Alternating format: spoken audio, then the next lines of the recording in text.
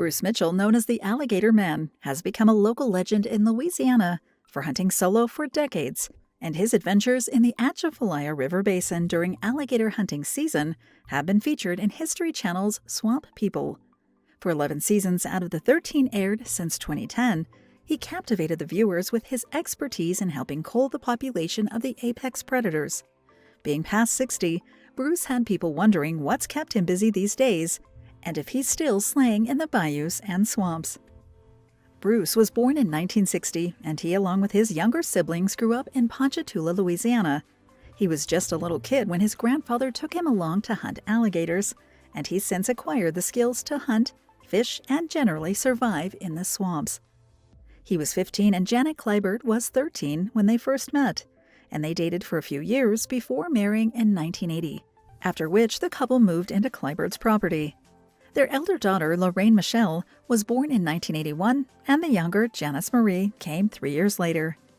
From the get-go, Bruce got along well with his father-in-law, as they fished, hunted, and trapped together. He worked at Kleibert's Alligator and Turtle Farm, where 1 million turtles and 10,000 to 15,000 alligators were raised each year. They had a fully functioning slaughterhouse in which thousands of pounds of alligator meat were processed each year. Over a period of 3 decades, Bruce took on more responsibilities in managing the farm, as he was taught various aspects of the business by his father-in-law, while Janet handled the paperwork. The farm was opened to the public in 1984 for tours, but closed its operation around 2010 for unknown reasons. Swamp People made its television premiere on the 22nd of August, 2010, and featured people who hunted alligators in the largest wetlands in the U.S., the Atchafalaya River Basin in south-central Louisiana.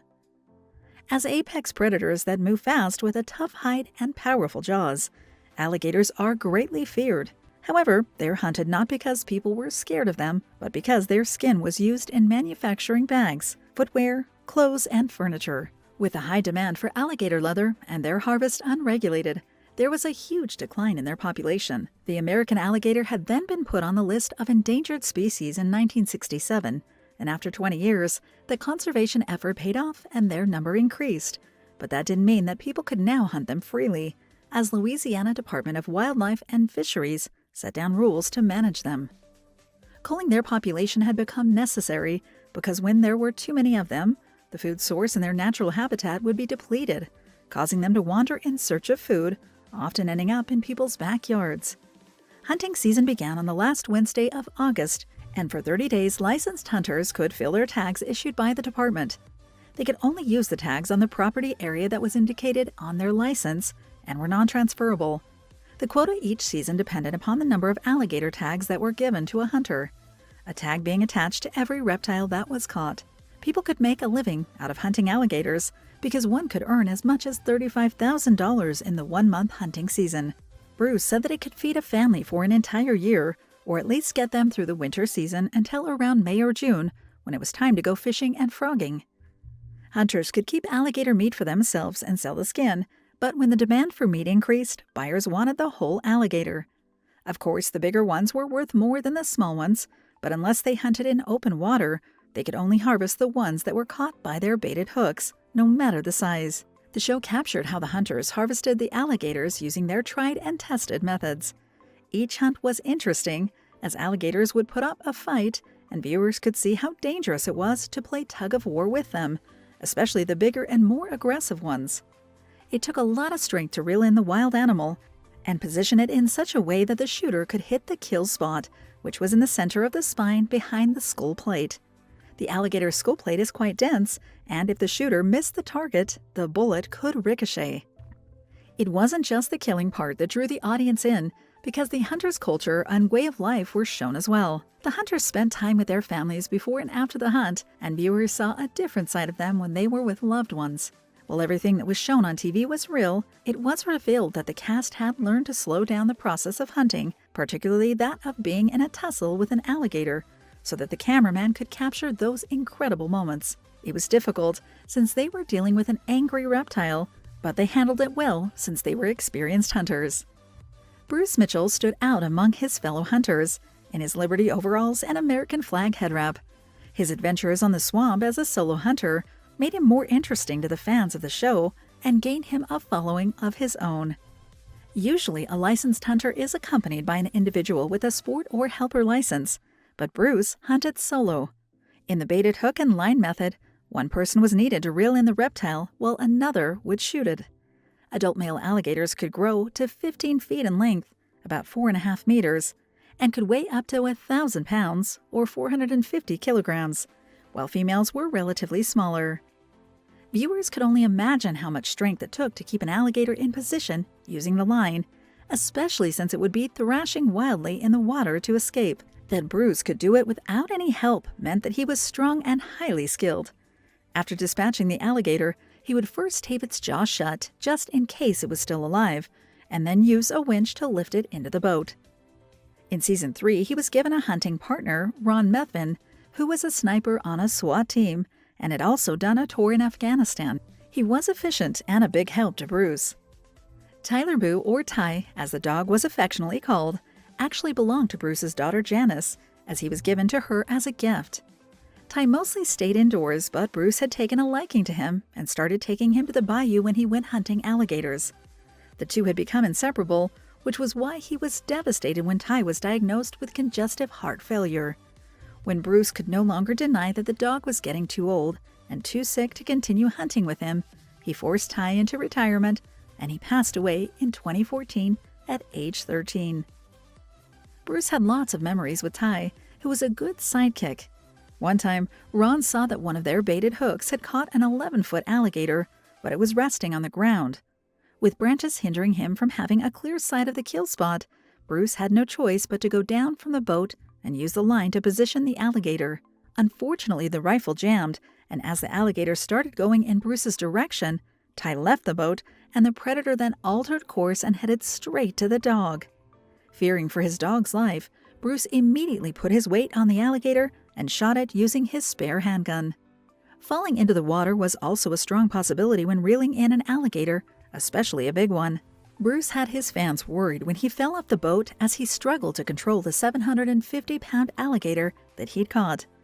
Fortunately, it was in the shallow near land, so he had a fighting chance wrestling with the predator. He managed to sit on top of it and keep its jaws shut with one hand before killing it with his gun. It didn't seem that Bruce was concerned for his safety, and his fans attributed it to his experience in raising alligators on the family farm and said that he was probably used to being up close and personal with them. Bruce was gone after 9 seasons with the show, and his fans wondered what happened to him. Original Media, which produced Swamp People, came under new management and resulted in the firing of several cast members after Season 6. Bruce was let go after Season 9. Only a few of the original cast members remained, such as the King of the Swamp, Troy Landry, and his sons Jacob and Chase Landry. The powers that be deemed it best to introduce new people from time to time and create new storylines to make the show more interesting. Bruce had no hard feelings about it, as he said simply that it was just the way things rolled, and he went back to doing what he usually did before he debuted in the show. However, just when Bruce thought that his TV career was over, he received a phone call from the producers wanting to cast him in Swamp People: Serpent Invasion, which they said would begin filming in 2 weeks. He agreed and joined Troy Landry, Chase Landry, Zach Ketchum, and the local snake expert Bill Booth in the hunt and capture of Burmese pythons in the Everglades. It premiered on the 12th of March 2020, and the show was renewed for another season, which aired the following year. Avid viewers of the original show were glad to see Bruce back in Season 12, coming out of retirement to take care of the giant alligators in Myrtle Grove. It was only a little over an hour after he began to run the baited line that he'd already caught 4 monsters. Before long, he had 10 on his boat. He had trouble hauling in an 11-foot alligator, which was so heavy that the winch broke, causing him to lose his balance and fall into the water, but immediately pulled himself out before any predator in the area could get him. After that, he had no choice but to tow his 12th catch back to the dock. A week later, he was back in Myrtle Grove with an improvised winch. He noticed that the alligators that he'd caught so far had bite marks on them, which meant that their price would go down. He then set out to capture the cannibal alligator because it was costing him money. Bruce believed that the last one on his baited hook was the monster he was looking for. It was out of the water, and he quickly dispatched it because it was a big one, and he was worried that it would pop the line and escape. On the last day of hunting season, he still had 12 tags to fill, so went to an area where he was sure was full of alligators. He said that the lake was surrounded by alligator farms, and they pick 60,000 eggs a year and release 15% of them back into the wild once the reptiles reached 4 to 5 feet in length. His first catch was only 7 feet long, but it was a feisty one, biting the edge of the boat before Bruce shot it. By the end of the day, he was officially tagged out and had a boatload of monsters. After Hurricane Ida struck Louisiana in 2021, the house that his family had been living in for 40 years was almost destroyed. He said that it might take some time, but they would rebuild. What hurt him the most as he was looking through the devastation that the hurricane left was seeing things that could not be replaced, such as those that held special meaning to him, like his great-great-grandmother's cookie jar that was broken into pieces. The family camp was obliterated, but he found his grandfather's pistol, a family heirloom, among the debris. Bruce turned all his tags in for that season because of what happened. However, he still had to hunt an alligator because he wanted fresh meat, and hopefully to fill his freezer with it. His friends helped him out and gave him a tag. He caught one and later cooked some meat for them to show his appreciation. Bruce authored the cookbook, Gator Man's Guide to Southern Cooking, and shared 20 of his favorite recipes that were easy to follow, as well as stories of family adventures. It was published in 2015.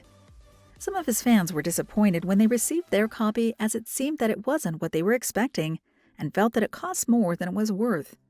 Others loved it and were happy that he wrote another one entitled Gator Man's Adventures in Outdoor and Dutch Oven Cooking, which was released the following year. He launched Bruce's Front Porch Cooking Show on his Facebook and YouTube channel in 2019.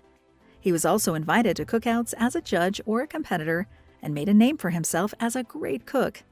Since 2021, he's been appearing in a weekly series called On the Bayou with Bruce Mitchell on the Blackstone Griddles channel on Roku, Amazon Fire Stick, and YouTube. Since the farm had closed, the family launched Mitchell Swamp Adventures, a guided tour on the property that included a South Louisiana Swamp Heritage Museum and educational stations.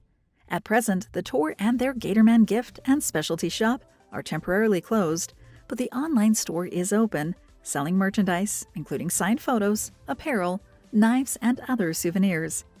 An alligator claw keychain, a tooth in a bottle, and a well-preserved 8-inch skull are also for sale. It's his daughter, Lorraine, who handles the gift shop, online store, events, and tour bookings, and Bruce's social media accounts. His adventure in the swamps during the last couple of seasons had proven that at his age, he was still capable of tussling with predators. However, the veteran hunter thought he was getting too old for the job, that he was having a much tougher time reeling and hauling these aggressive monsters. During the off-season, Bruce spent time with his grandson, Chris, bringing him to the family farm and showing him how he fed the alligators. Although the little boy only watched from behind the safety of the fence, Bruce is hoping that his grandson will take over the farm someday, so it was important for him to teach Chris about the value of family, working hard, and how the swamp could feed his family. Thank you for spending some time with us. Make sure to like and subscribe so you never miss another video. We also handpick these videos, which we recommend you watch next. You can talk to us on all social medias or ask a question in the comments below. Thank you for being with us, and we'll see you back tomorrow.